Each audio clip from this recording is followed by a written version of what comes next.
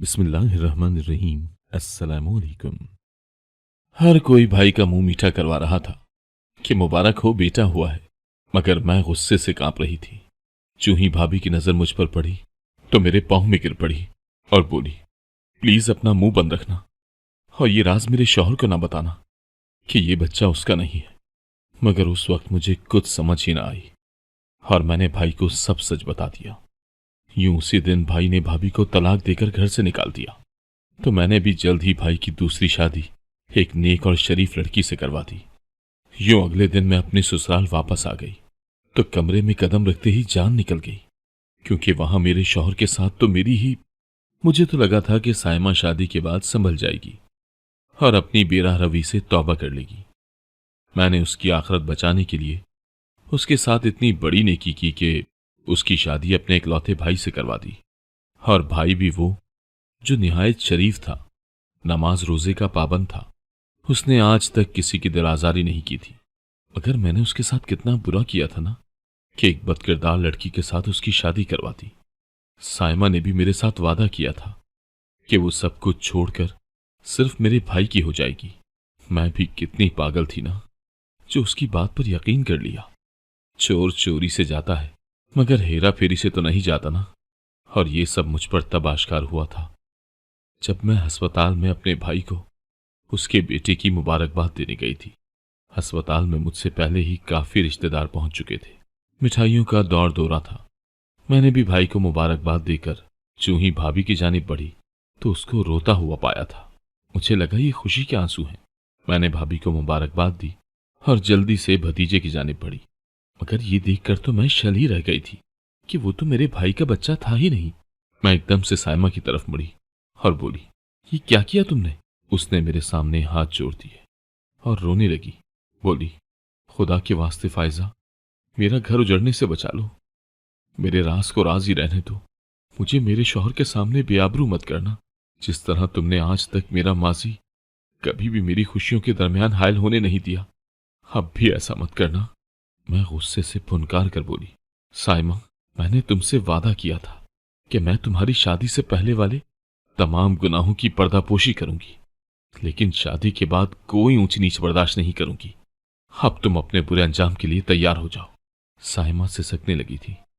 वो बोली, मैंने कोई गुनाह नहीं किया फायजा, तुम मुझे मेरे नाकर्दा गुनाहों की सजा मत देना। मुझे साइमा की बातें मजीद गुस्सा दिला रही थी। मैं बोली, ये बच्चा गुनाह नहीं है तो क्या फिर सवाब है? वो जटाई से बोली, हाँ सवाब है, क्योंकि मोहब्बत सवाब है। मैं बस उसे देखती रह गई थी और कमरे से निकल आई थी। बाहर निकली तो मेरे भाई ने मुझे बताया कि उसने मिठाई के टोकरे मंगवाए हैं। वो पूरे अस्पताल में मिठाई बांटना चाहता है। एकदम से मेरे दिल को कुछ हुआ था। मैंने सोचा कि अगर भाई को सब सच बता दिया तो उनकी सारी खुशी खराब हो जाएगी। मगर फिर सोचा कि मैं अब भाई को मजीद धोखे में नहीं रख सकती। इसीलिए बोली, भाई ये सब कुछ छोड़ें और मेरे साथ चलें। मुझे आपसे एक जरूरी बात करनी है। भाई भी घबरा गए थे और मुझे अस्पताल में ही बने एक कैफे में ले गए। हम दोनों आमने सामने बैठे थे। मुझे समझ ही नहीं आ रहा था कि बात कहां से शुरू करूं, क्योंकि साइमा से पहले तो मैंने खुद अपने भाई को धोखा दिया था। अगर वो मुझसे पूछ लेते कि तुमने मेरे साथ ये सब कुछ क्यों किया, तो मैं उनको क्या जवाब देती। इसी शशोपंज में मुब्तला थी जब भाई बोले, फायजा जल्दी कहो जो कहना है, उधर अस्पताल में मेरी जरूरत पड़ सकती है। मैं बोली, भाई मैं आपसे बहुत शर्मिंदा हूं। वो हैरान हुए और बोले, क्यों, क्या हुआ है? सीधी तरह बताओ, पहेलियां मत बुझवाओ। मैं बोली, भाई मैं शुरू से ही जानती थी कि फायजा का किरदार अच्छा नहीं था, फिर भी मैंने उसकी शादी आपसे करवा दी कि शायद वो सुधर जाए। मगर भाई वो अपने करतूतों से बाज नहीं आई। इस बात का इल्म मुझे आपके बच्चे की तरफ देखकर हुआ है। वो बच्चा आपका नहीं है, वो बच्चा साइमा का गुनाह है। मेरे भाई की आंखों में खून उतर आया था। वो बोले, फायजा तुम अपने होशो हवास में तो हो ना? ये किस किस्म की बातें कर रही हो? मैं रोने लगी और बोली, भाई जो कुछ भी कहा है सच कहा है। मैं ये आपसे छुपा न सकी, क्योंकि मैं आपको मजीद धोखे में नहीं रख सकती। भाई की आंखों से आंसू जारी हो गए थे। मैंने जिंदगी में पहली दफा अपने भाई को यूं रोते हुए देखा था। वो तो अम्मी की मौत पर भी मुझसे छुप छुप कर रोते रहे थे, पर आज यूं मेरे सामने रोने लगे थे। फिर वो एक झटके से उठे और अस्पताल में दाखिल हो गए। मैं भी उनके पीछे ही भागी थी। भाई कमरे में दाखिल हो गए तो मैं भी उनके पीछे ही चली गई थी। साइमा भाई को देखकर खिल उठी थी। वो बोली, आप कहाँ रह गए थे? मैं तो कब से आपका इंतजार कर रही थी। भाई उसे बस घूरते ही रहे थे। इतनी देर में साइमा का बच्चा रोने लगा था। वो बोली, आफताब, हमारा बेटा रो रहा है, इसे मेरे पास दे दें। भाई गुस्से से बोले, नहीं साइमा, मैं तुम्हारे इस गुनाह को हाथ तक नहीं लगाऊंगा। तुम कैसी औरत निकली। मैंने तुम्हें प्यार, मोहब्बत, इज्जत दी, लेकिन तुमने किसी चीज का भी मान नहीं रखा और बड़ी ढटाई से कह रही हो कि हमारा बच्चा। मैं तो कहता हूं साइमा, तुम्हें डूब मरना चाहिए, लेकिन अब मैं तुम्हें अपनी जिंदगी में एक लम्हे के लिए भी बर्दाश्त नहीं कर सकता। मैं तुम्हें तलाक दे रहा हूं। साइमा जल्दी से बोली, आफताब, मैं आपके बगैर भला कहां जाऊंगी? मैं बेसहारा लड़की हूं, आप ही मेरा वाहिद सहारा है। भाई गुस्से से बोले, अपनी मनहूस जबान से तुम मुझे अपना मत कहो। और हां, तुम बेसहारा नहीं हो। तुम अपने आशना के पास चली जाना, जिसका ये गुनाह तुमने मेरे नाम थोप दिया है। साइमा ने अपने आंसू पोंछ लिए थे। वो बोली, आफताब, आप अपनी बहन की बातों में आकर मुझ पर तोहमत लगा रहे हैं। आप जानते हैं ना कि आपकी बहन भी इंसान है और गलतियां इंसानों से ही हुआ करती हैं।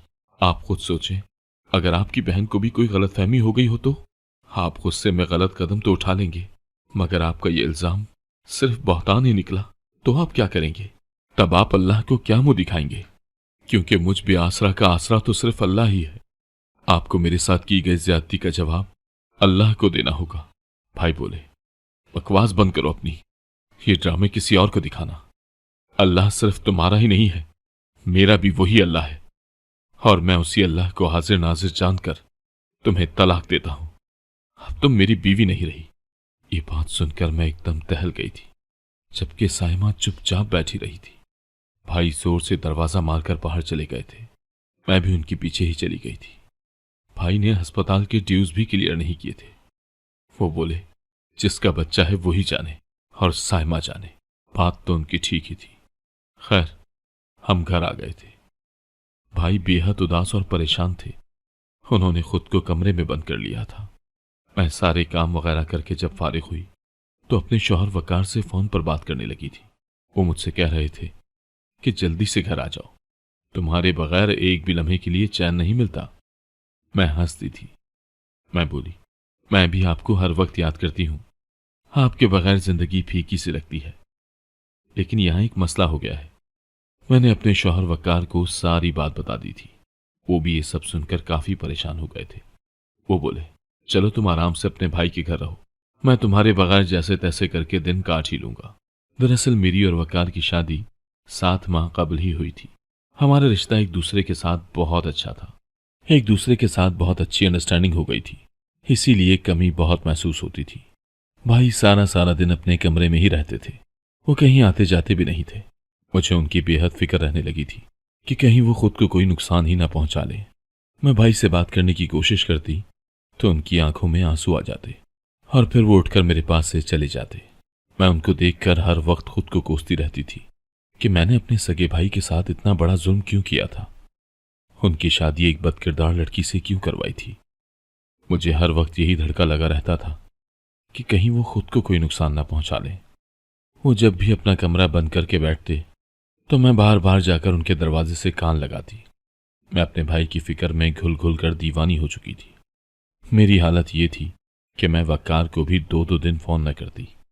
उनका सुबह मैसेज आता तो मैं शाम में जवाब देती। अब मैं इस फैसले पर पहुंची थी कि मैं अपने भाई का दोबारा घर बसाऊंगी और इस बार एक गरीब लड़की लेकर आऊंगी ताकि वो मेरे भाई को धोखा न दे सके। अब मैं भाई से चोरी छुपे ही उनके लिए रिश्ता तलाश करने लगी थी। मैं जानती थी कि अगर उन्हें इस बात का इल्म हो जाता तो वो मुझे मना कर देते, क्योंकि उनका जख्म अभी ताज़ा ही था। अभी उन्होंने बहुत बड़ा धोखा सहा था।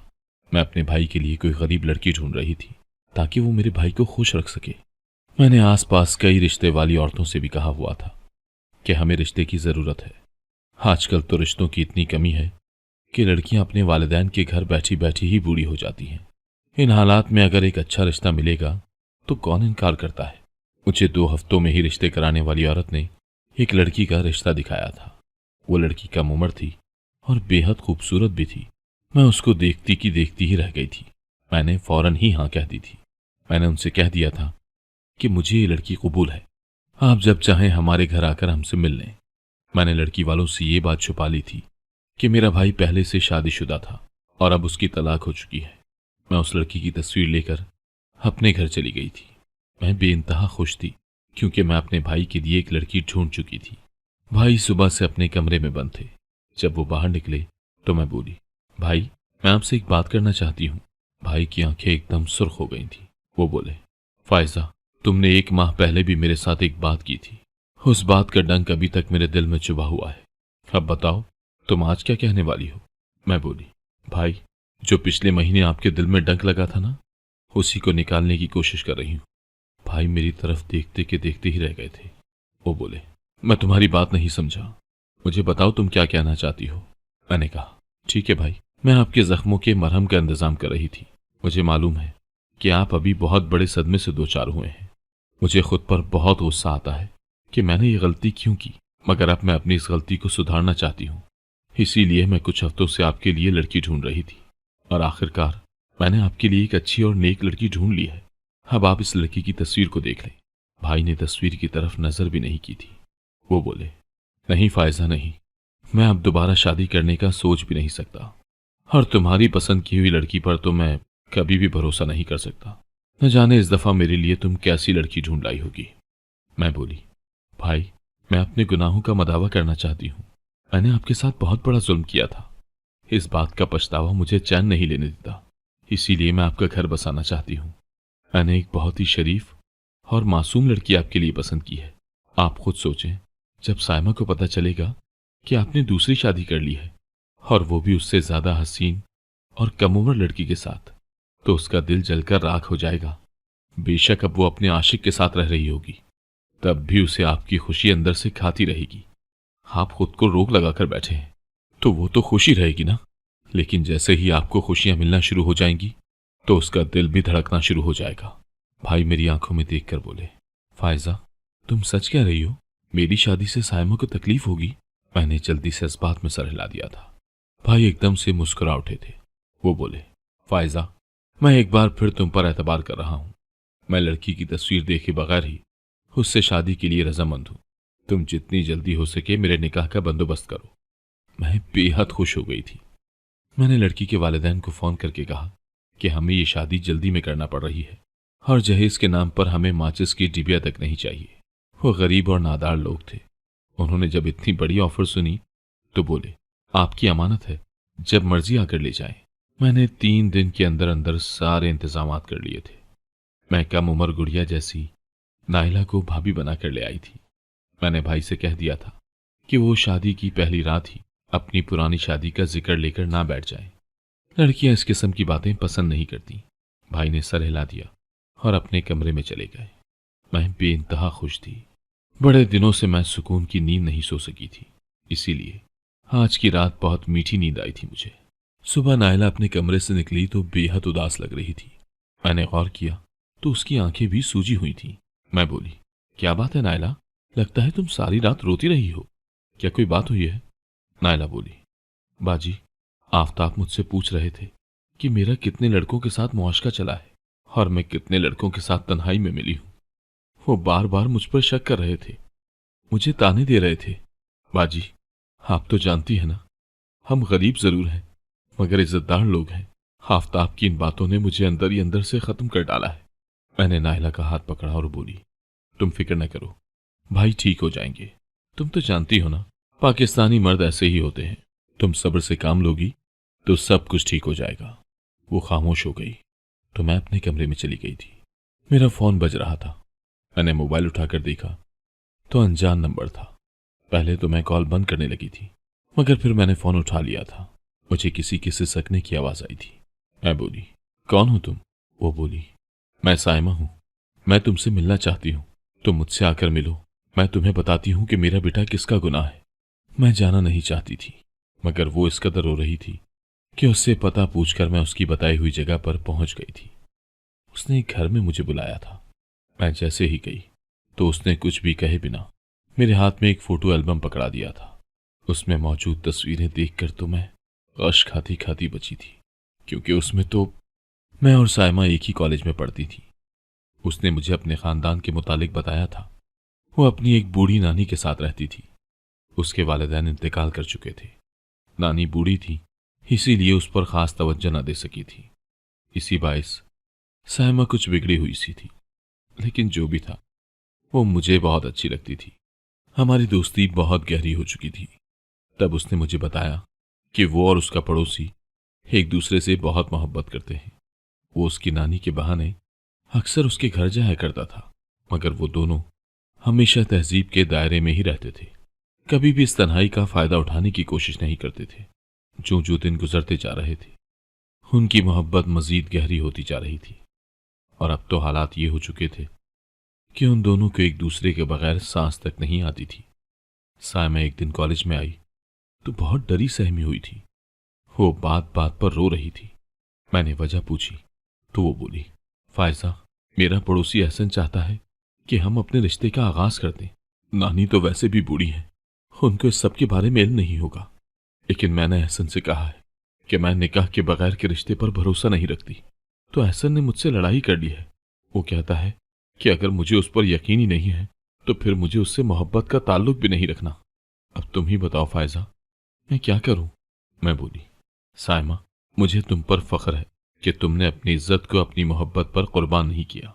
तुम मेरी एक बात याद रखना, निकाह के बगैर का ताल्लुक हमेशा इंसान को जलीलो रुस्वा करवाता है। तुम सीधी तरह एहसन से कह दो कि मेरी बारात ले आओ तो मैं तुम्हारी हो जाऊंगी। साइमा बोली, मैं ऐसा ही करूंगी। मगर अगले दिन साइमा ने मुझे बताया कि एहसन कहता है कि मेरी भी अब तो यही जिद है कि मैं निकाह से पहले तुम्हें हासिल करूंगा और फिर उसी दिन तुमसे शादी करके तुम्हें अपने घर ले जाऊंगा। मैंने साइमा से कह दिया था कि वो एहसन से कह दे कि मैं इतनी भी गिरी पड़ी नहीं हूं कि तुम्हारी जिद के खातिर अल्लाह की नाफरमानी करने लगूं। साइमा ने जब एहसन को टका सा जवाब दे दिया तो उसने साइमा को छोड़ दिया था। साइमा हर वक्त रोती रहती थी और फिर एक दिन उसने बताया कि मेरी नानी का इंतकाल हो गया है। मैंने और भाई ने उसके साथ बड़ा ताउन किया था। अब वो तन्हा रह गई थी तो मैंने उससे कहा कि मैं तुम्हें अपनी भाभी बनाना चाहती हूं। तो वो बोली, फायजा, तुम आंखों देखी मक्खी कैसे निकल सकती हो? मैं बोली, तुम्हारी शादी से पहले वाली सभी बातों को हम भूल जाते हैं। उनका जिक्र ही ना करना कभी तुम भाई से, और ना ही मैं करूंगी। वो रजामंद हो गई तो उसकी शादी मेरे भाई से हो गई। वो दोनों एक साथ बेइंतहा खुश थे। शादी के 2 साल बाद उनके घर औलाद हुई थी। उसके बेटे की शक्ल बिल्कुल एहसन से मिलती थी। ऐसा ही लगता था जैसे वो एहसन की कॉपी हो। इसीलिए मुझे उस पर शक हुआ था कि उसने मेरे भाई के साथ खयानत की है। मगर आज उसने जो फोटो एल्बम दी थी उसमें एहसन की मैयत की तस्वीरें लगी हुई थी। वही देखकर थर थर कांप रही थी। साइमा बोली, एहसन मेरी शादी के 2 माह बाद ही किसी एक्सीडेंट का शिकार हो गया था। वो तो मर चुका था फायजा। अब तुम ही बताओ कि यह एहसन का बच्चा कैसे हुआ। मैं नहीं जानती कि इसकी शक्ल उस जैसी क्यों है, मगर मैं इतना जानती हूं कि मैं बदकिरदार नहीं हूं। मैंने तो तब भी अपने किरदार की हिफाजत की थी जब मुझे पूरी दुनिया में एहसन के सिवा कुछ नजर नहीं आता था। तो फिर अब जब मुझे आफताब से बेपनाह उल्फत हो चुकी थी तो मैं कैसे उनके साथ खयानत कर सकती थी? इतना कहकर साइमा मेरी नजरों से ओझल हो गई थी, जबकि मैं अपना सर पकड़कर बैठी रह गई थी। मैंने खुद को बड़ी मुश्किल से संभाला था। मैं बेहद परेशान थी और इसी परेशानी में मुझे मेरी मोहब्बत वकार ही याद आए थे। मैंने अपनी गाड़ी का रुख अपने ससुराल की जानिब मोड़ लिया था। मैं घर में किसी से भी मिले बिना सीधा अपने कमरे की जानिब बढ़ गई थी। मैंने जैसे ही अपने कमरे में कदम रखा मेरी तो जान ही निकल गई, क्योंकि वहां मेरे शौहर के साथ तो मेरी ही दूसरी भाभी नाइला की छोटी बहन बैठी थी। मैं थर थर कांपने लगी थी। मैं बोली, ये सब क्या है? वकार बोले, फायजा, तुम्हें 3 माह बाद घर याद आ ही गया है? तो सुनो, ये मेरी दूसरी बीवी है। तुमने अपनी भाभी साइमा को तलाक दिलवाकर इसकी बड़ी बहन से शादी कर ली, तो मुझे लगा कि इन बहनों में कुछ तो खास है, इसीलिए मैंने उसकी छोटी बहन से शादी कर ली और अब मैं तुम्हें तलाक दे रहा हूं। वकार ने मुझे तलाक दे दी थी। मैं बेहोश होते होते बची थी। मैं जानती थी कि वकार हरगिज भी ऐसा नहीं था। ये तो मेरे अपने करतूत थे जो मेरे सामने आए थे। मैं मकाफात अमल की चक्की में पिस रही थी। मैं अपने भाई के घर वापस आ गई हूं। यहां मेरी औकात एक बेकार बर्तन से ज्यादा नहीं है, क्योंकि मैंने अपने भाई को साइमा की बेगुनाही के मुतालिक सब कुछ बता दिया है। अब वो मुझसे बेपनाह नफरत करते हैं। नायला पूरे घर पर काबिज हो चुकी है और वो मुझे अपने घर में देखना नहीं चाहती। वो तो ये भी भूल गई है कि मैं ही उसे ब्याह कर यहां लाई थी। काश मैंने साइमा के साथ ये सब ना किया होता। काश मैं अपने भतीजे को उसके बाप से जुदा ना करती। ऐ काश। अगर आपको आज की कहानी पसंद आई है तो वीडियो को जरूर लाइक कीजिएगा और अपने दोस्तों के साथ भी शेयर कीजिएगा। और हां, अगर आपने अभी तक हमारा चैनल सब्सक्राइब नहीं किया तो जरूर सब्सक्राइब करें। मिलते हैं कल एक नई और दिलचस्प कहानी के साथ। अल्लाह हाफिज।